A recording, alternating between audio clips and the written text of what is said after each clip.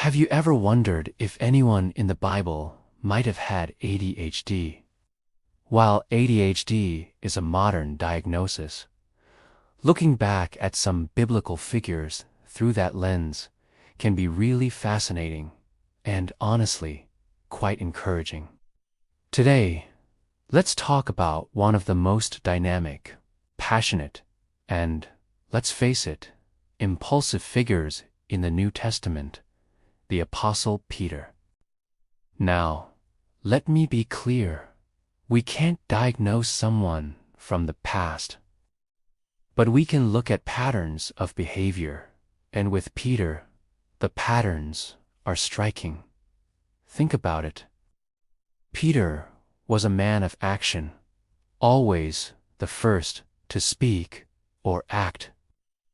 Remember when Jesus asked, "Who do you say I am?" Peter didn't hesitate for a second, blurting out, "You are the Messiah, the Son of the living God."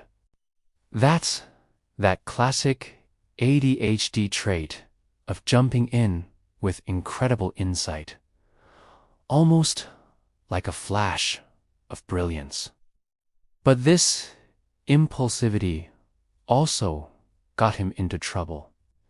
Just moments after that amazing declaration, Jesus starts talking about his future suffering, and what does Peter do? He pulls Jesus aside and rebukes him. He couldn't regulate his emotional response. It was a classic case of acting on a strong feeling without thinking through the consequences. Jesus even had to say, "Get behind me, Satan." It wasn't that Peter was evil. His heart was in the right place, but his impulsivity took over. We see this pattern again and again. He is the one who jumps out of the boat to walk on water during a storm, act of incredible faith, but also incredible impulsiveness.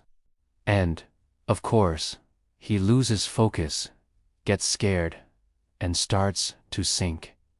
His attention shifted from Jesus to the storm.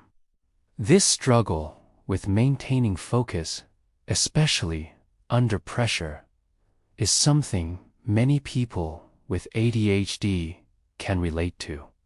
And then there's the time he promised Jesus he would never deny him, only to do so 3 times just hours later.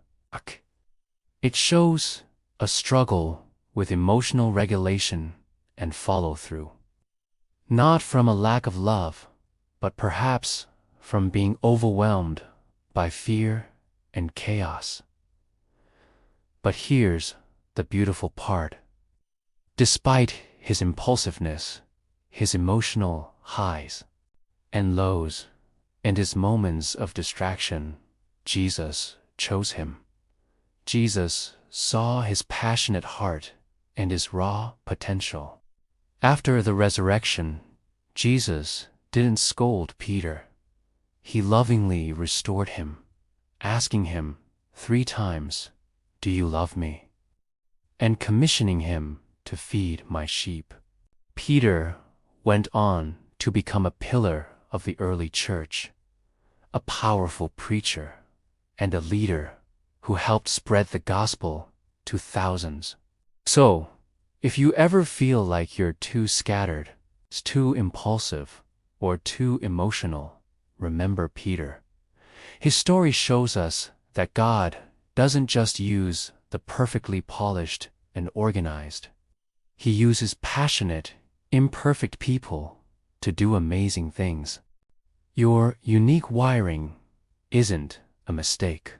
It might just be the very thing God wants to use. Thanks for watching.